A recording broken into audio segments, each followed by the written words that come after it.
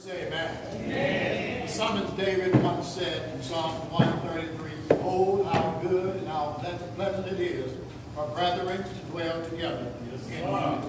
Certainly it is a great joy to always come into the house of God and to worship God in spirit and in truth. According to John 4:24, the Bible said God is a spirit. They that worship him must worship him in spirit and in truth.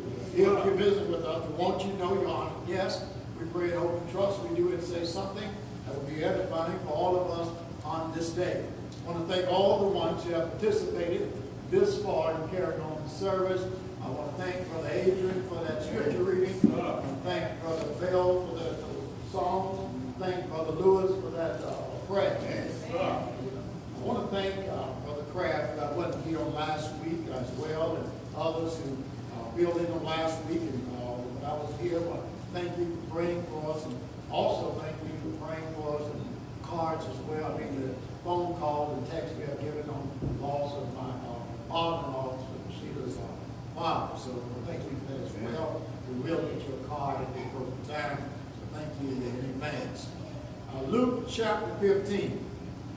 Luke chapter 15, verses number 25 through round about verses number 32. Luke chapter 15, verses number 25 through 32. And it reads as, "Now his elder son was in the field, and as he came and drew near nigh to the house, he heard music, dancing.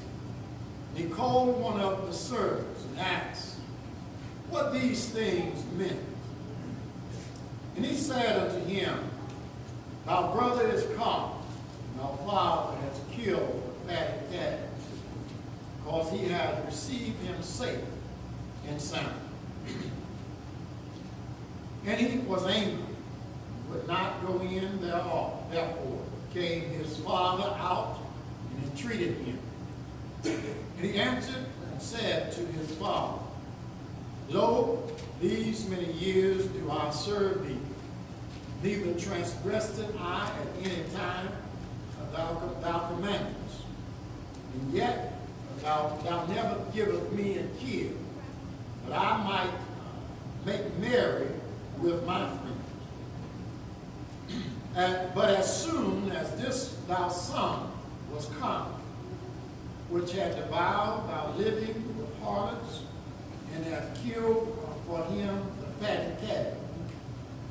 And he said unto him, Son, thou art ever with me, and all that I have is thine.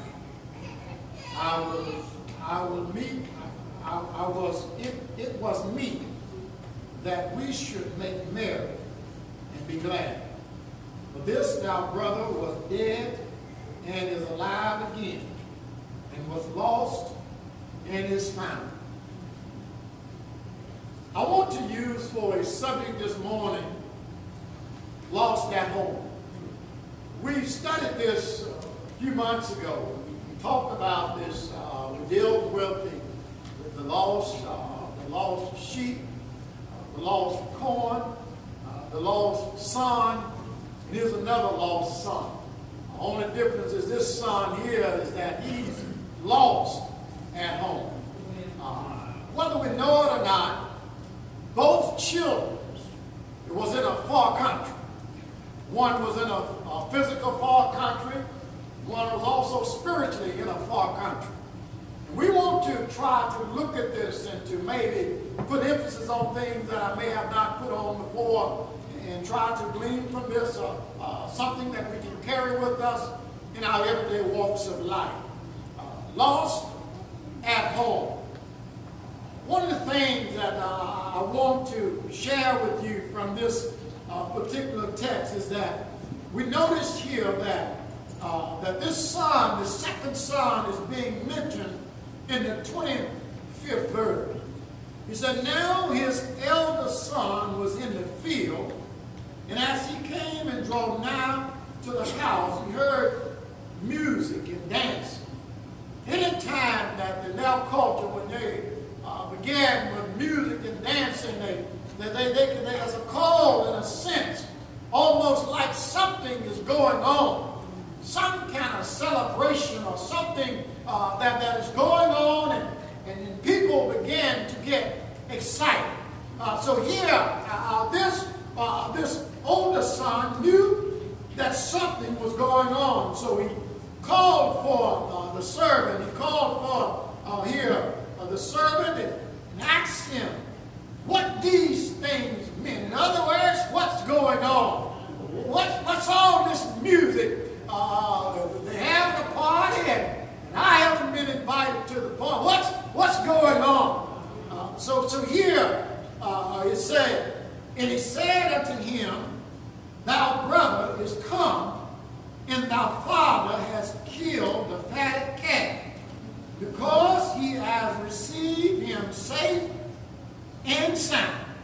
That's a time to rejoice. Whether the older brother wants to rejoice or not, this is a time to rejoice.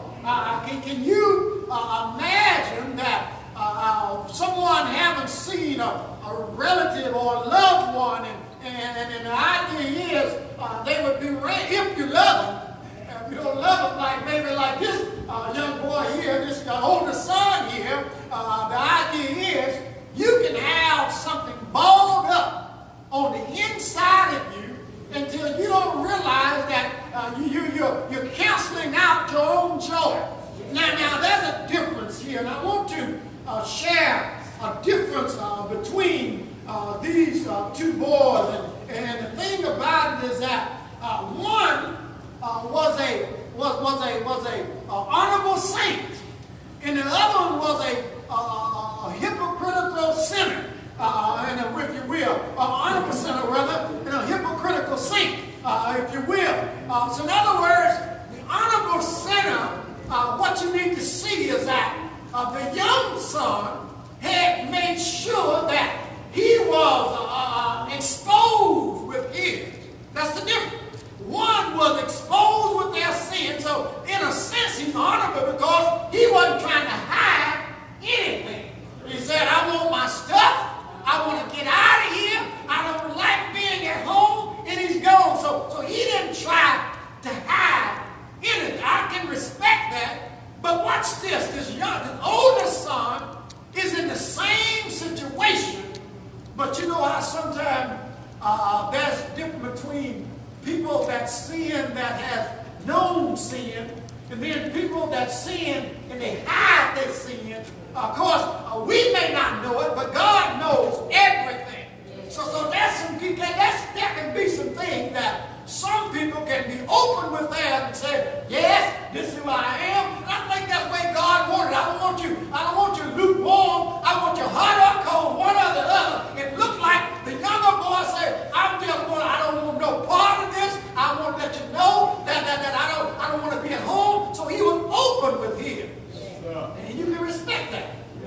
But when you look at somebody that's being hypocritical about it, that's could be worse or just as worse as a son that disrespected his father and said, Father, I wish you were dead. That's what he was saying. And he said, give me my stuff and I'm out of here. That's what he was saying.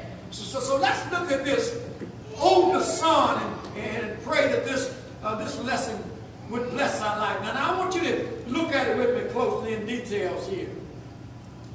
Watch what he said.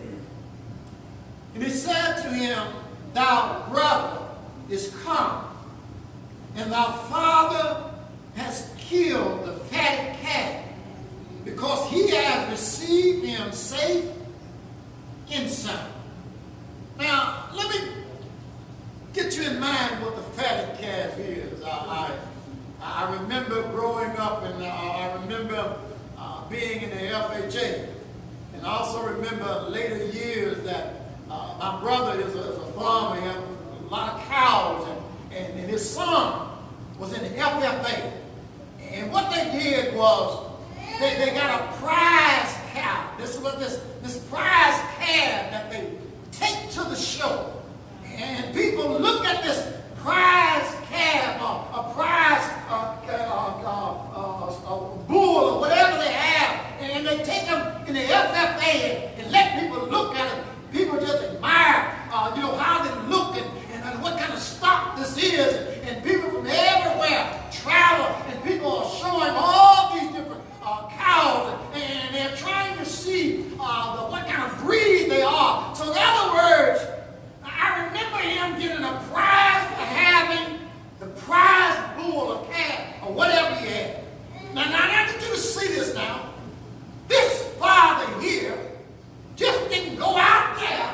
He said, let me get one of these old stringy cows and let's have a good time.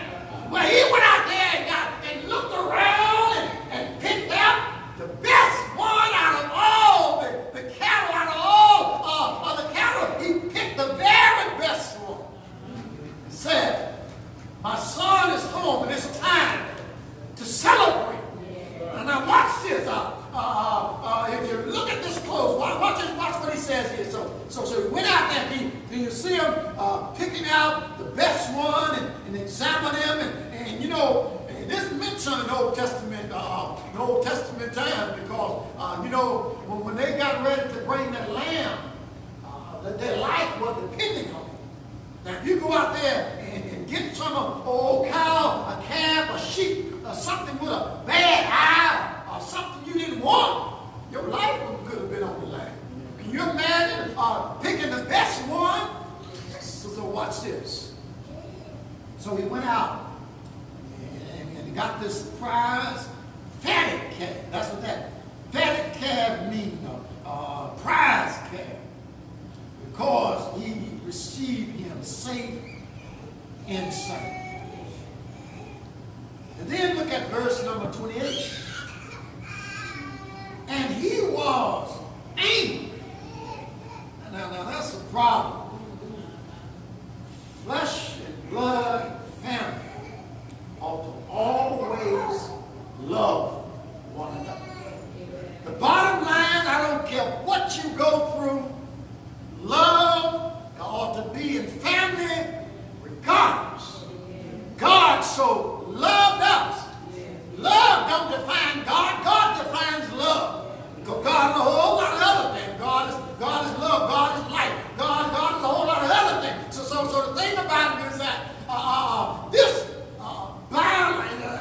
biological brother here, and I need to show you here that nothing ought to ever come between. You know that's what happens a whole lot in this life today? Stuff get in between relationships. Watch the story. Watch the story.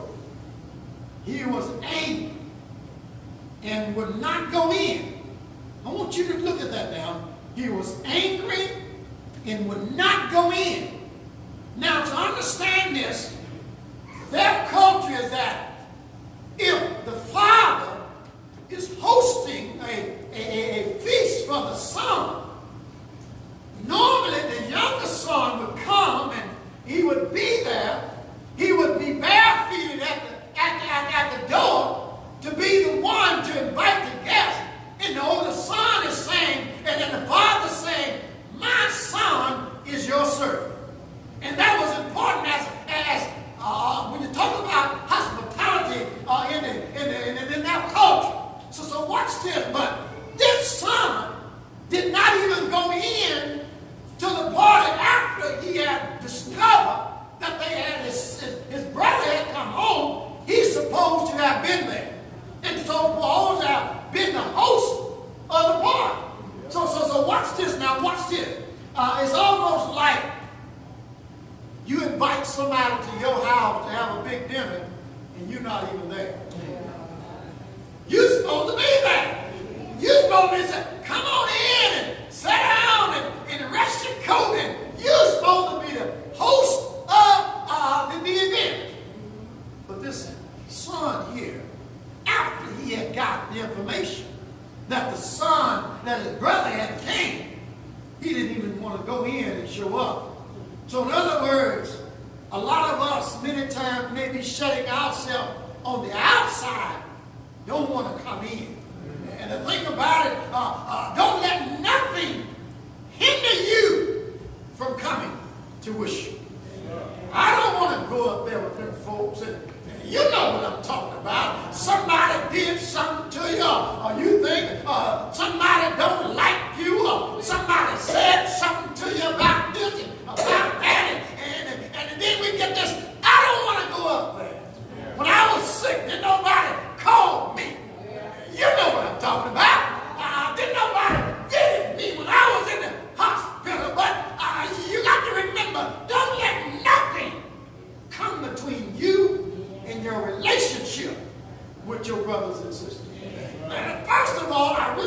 to ask yourself a question.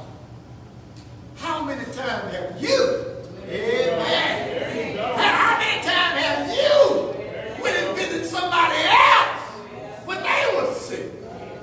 I ain't sure you got to keep no count, but the idea is the tables turn when it's us. That's why it's important that everybody at least try to let people know. And that's what I do like about this church. This is one of the things I love about this church. Anytime somebody ever lost a loved one, you're just reaching out, and that's just a blessing to show unity. And don't let nothing come between relationship in the church. So this is where you really start growing. Even when somebody don't treat you right, you still say, I will love my brothers and sisters in you. It's not about who they are, it's about who you are. God wants us to demonstrate love regardless. And you know what? This is when you begin to really mature. When you learn to love folks that don't love you. If you learn to love folks that maybe you would be your enemy, but you still love them. I don't mean that, hey, buddy, we got to go down. I don't want to, you can love somebody without going anywhere with them. It's the idea of demonstrating love when they need you. So that's what, and that's one of the things here. Look at this oldest son here. And then the thing about it is that when he came home, you know what he was looking for? When the younger son came, you know what? I want to know, was he rich? Or was he poor when he came back? That's what really, I want to know, did he lose all the wealth? Or did he do pretty good in coming back home? That's in his mind. That's part of that. So in other words, just like us sometimes, you ever get ready to go to a class reunion or something, and the thing about it, you seem like if you're doing pretty good, you can go there smiling pretty good, can't you? Yeah, you can go there in your BMW, your Cadillac, and you go back and you're still looking like you got yourself in shape. You'll be glad to go back. But if you had a tough time in life, you don't want to see them folks. Right. You know what I'm talking about. You can say, I don't want to go there. They're going to think they're going to look down on me as an outcast. But the idea is, be who you are. And when it comes to the church, don't let nothing stop you from coming through those doors. Right. I don't care what kind of mistake you made. Don't let nothing stop you from worshiping God. Right. Because God is a forgiving God. God is a loving God. I like the idea of that woman that had an issue of blood. You know that woman that had an issue of blood, she didn't supposed to be in worship. You know that? She didn't supposed to be, in fact, she didn't supposed to be touching nobody. She had an issue. But you know what? That woman said, I'm not going to let nothing stop me from getting to Jesus. Get back now. I'm on my way somewhere. You get out of my way. I don't care what. I'm going to get to Jesus. Because I know salvation, if I could just touch the hem of his garment, I'm going to Jesus. Don't let nothing stop you from worshiping God. When others turn away from God, you show your strength by staying with God. Because to me, it's so dangerous to be outside of Christ. It makes me think about all the warnings that you get, and I think about Noah. I don't want to be caught outside that boat. I want to be in Christ. Salvation is in Christ. The spiritual blessing is in Christ. So here, there was a problem with this oldest son.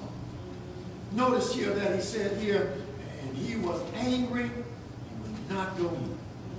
And therefore came his father out and entreated him. You know what that means? When we study the younger son, here's the father doing the same thing for the older son that he did for the younger son. It was embarrassing for him to leave his guest and to go out there to entreat a son who was disobedient by not coming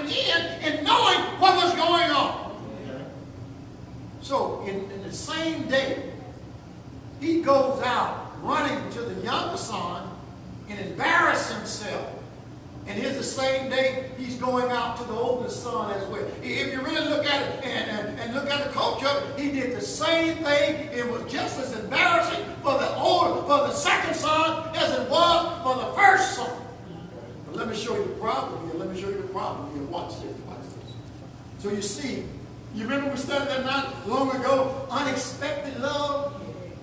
See, that boy had rolled his little notes out about what all he going to say to his dad when he got there. Father, I have sinned. And once his dad has told him that son, I want you back. And he probably throw them notes away. He wanted a son back. He didn't want a servant. He wanted his son back. He wanted the relationship restored back to where it was. You know, that's what God wants. God wants our relationship restored back the way it was. When Adam sinned, he broke the relationship. Jesus sent his son to put the relationship back together. So watch this, watch this. Then it goes on to say here, verse number 20, 29. And he answered and said to his father, Lo, these many years I do serve thee, neither trespass I at any time thou commandest, and yet thou never givest me a kid. That's a problem there.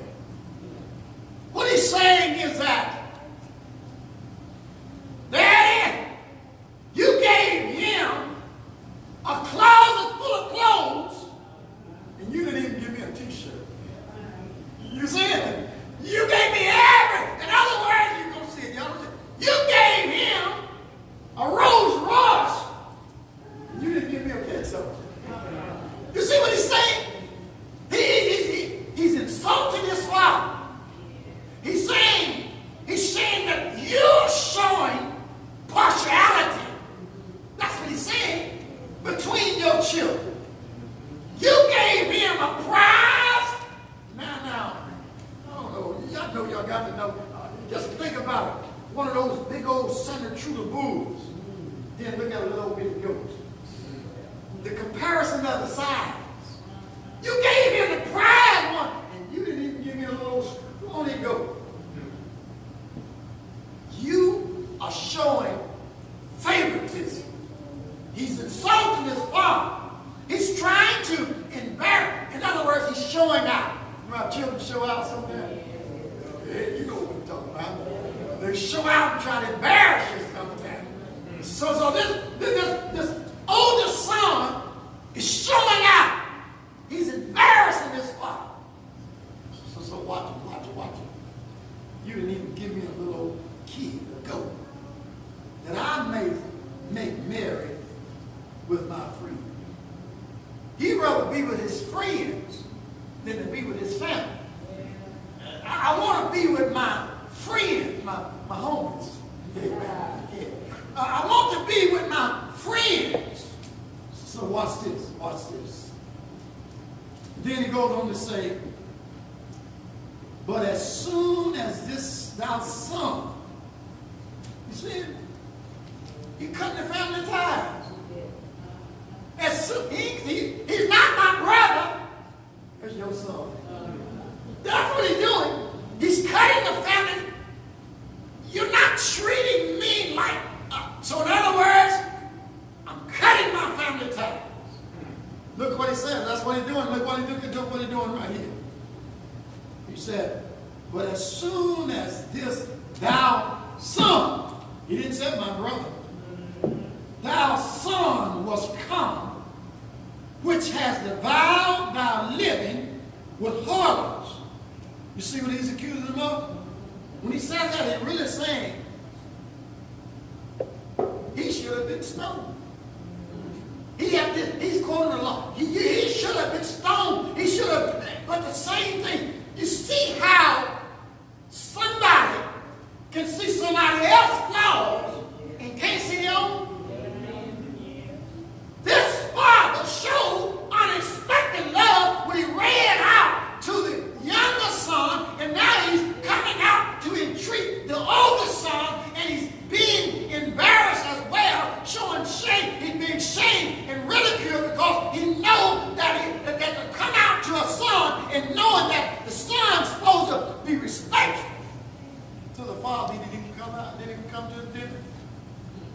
So watch this, watch this. What you need to see is that when Jesus first began to tell this story, he talks about a lost sheep. And then he talks about a lost coin. If you can celebrate over a lost sheep, and you can celebrate over a lost coin, shouldn't you be able to celebrate a lost soul? Oh, y'all need to see this now. Jesus is arguing from the lesser to the greater. You know how we get excited when we find our wallet? Oh, I got my Discover card. I got my Visa back. We're celebrating here. But let me show you this. A soul has been lost. This soul was considered as dead when you're in your sin. If you look at Ephesians chapter 2, when you're in sin, it's as though you are dead in sin. This your brother was dead, but now he's alive again. And folks can celebrate over stuff. You can't celebrate over a soul. Right about that. Can you see that? How profound that is? You remember the story when Jesus cast those demons out of into those swine, and they went down and drowned it. And those people didn't want Jesus in town no more. See, a soul had been won then. But the folks were worried about the economy more than those souls that was lost and that those demons had. See, that's what sometimes this world is about. It's more about how much I can profit, more so than a lost soul. So that's a problem. And Jesus began to teach with this parable and show them what they're doing and where their mindset needs to be. A soul is more important than anything. We've been studying recently here about how that eating meat becoming a stumbling block. Don't cause your brother to stumble. So watch this, watch this. So here, when you look at verse number 30, I cut the ties with the family. But as soon as this thou son was come, which has devoured thy living harlots, and I'll tell you, you were trying to see if he's going to come back with some or without some. So watch this. And thou hast killed for him the fatted calf. And that's he talking about from a fat calf to a little old goat. He's trying to insult his father. So watch this, watch what happened here. Watch the loving father. So he said, and he said unto him, son, he's trying to rebuild the relationship. You see, what he really could have did is said, now, you come on back in here. He could have ordered him to come back in there. That's different. He didn't want to order him to come to the party. He wanted him to come by choice. And if he came by choice, he has mended a relationship. A father-son relationship. God don't want to force us to obey him. That's why we're made free moral agents. We can choose to obey God or not to. So this father right here say, I'm not going to order you. Come on in here, and you better come on help in there with this host and this event that we have. You come. He didn't order him like that. He wanted him to come by choice. And look what he does. A loving father. Look what he does. He says, son, although he didn't embarrass him, still showing discipline, showing love toward his son, and showing how he's just treating him and treating. See, love conquers all. So watch it. He's gonna do the right. He's still doing the right thing, and he really demonstrating, if you will. That's what God did for us. God loves us regardless, but God's not going to force us to come in. We got to do it by choice. Watch this. Watch this. He goes on to say here, he said unto him, Son, thou art ever with me, and all that I have is thine. What he's doing is reassuring his inheritance. You know, the other boy come back, he's going to get the stuff I stole there. You know how folk do. He'll spit on him, and now he's trying to, this boy, he's mad, but the thing about it, he said all this balled up on the inside. You know when somebody else stuff balled up on the inside of it, and then when somebody hit that right button, they go off in. They tell everything. They get up in their face, and they really tear you off then. But watch this. The Father reassured your inheritance is safe. You see him reassuring? Look at it here. Watch what he's saying here. And he said unto him, Son, thou art ever with me, and all that I have is thine. You ain't got to worry about your inheritance. You're going to get yours. But you know what? We got to understand this as well. It kind of reminds me of what Jesus talked about in Matthew chapter 20. It makes me think about how that some people went out to the field early in the morning, and then some showed up at the 11th hour. And God, he gave them all the same thing. So in other words, what I'm trying to get you to see, if the Father, all of it really belongs to him anyway, he got a right to do whatever he wants. Even if he decides to say, I'm still going to give him half. That's what he said. But he was reassuring him of his inheritance. All that I have is thine. That's what he needs to understand. This son was acting like there was dispute over wages. It's almost like a man come in and somehow his check gets messed up and he gets paid for 32 hours instead of 40 hours. And he go in there in the office saying, look at here, y'all done messed up much. Y'all know what I'm talking about. You done messed up my check. But what he's trying to show this son is that all that I have is thine. You own the company. I can't do like we're. He's arguing over wages. So this thing is bigger than this. All that I have is thine. Your inheritance is safe. It's not a problem. He's trying to get him to see. He's trying to get him to look at the big picture. Sometimes we look at all the little things and we forget to see the big picture. So watch what he tells you.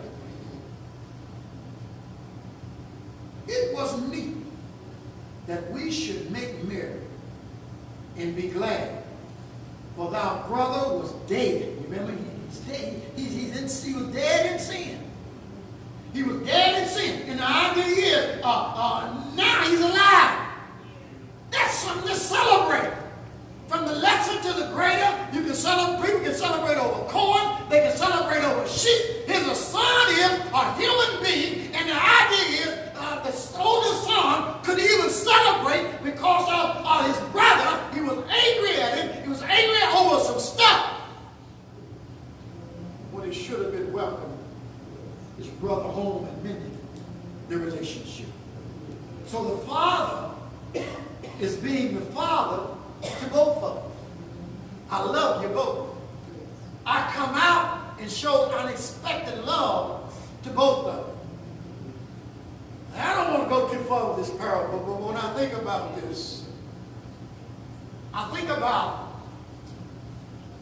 the sheep that strayed away was the younger son. He was out in the wilderness. And I think about the corn that was right there at home. Lost right there at home. But it was lost.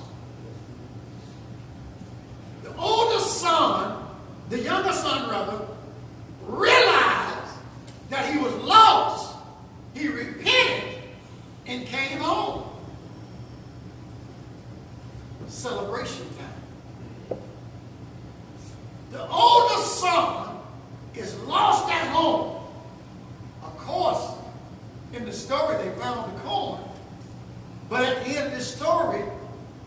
Jesus left it open.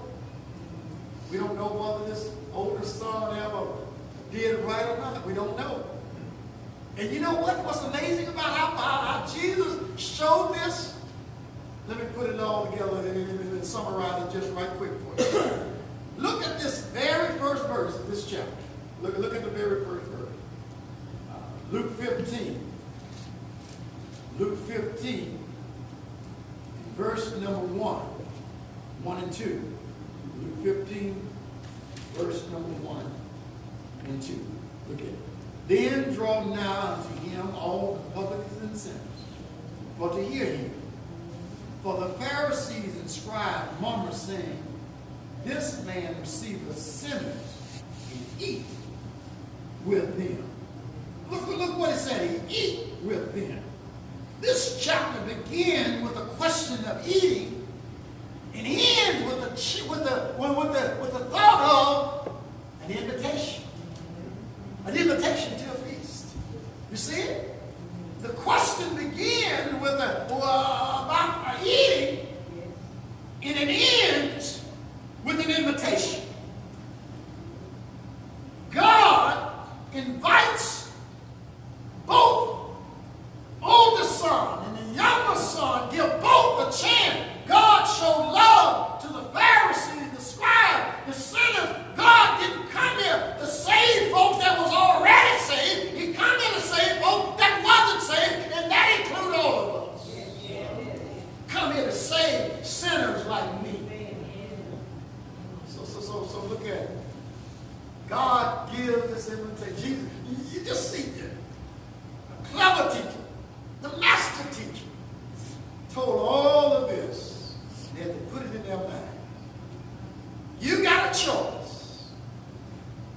You got a choice to accept the invitation, or you got a choice to stay on the outside. I pray that everybody put aside all the differences and say, I want to go inside. I want to go in with an invitation where my Father has come out and extended the invitation to everybody. But it's up to you to accept the invitation. That's the lesson. Hear the gospel, Romans 10:17.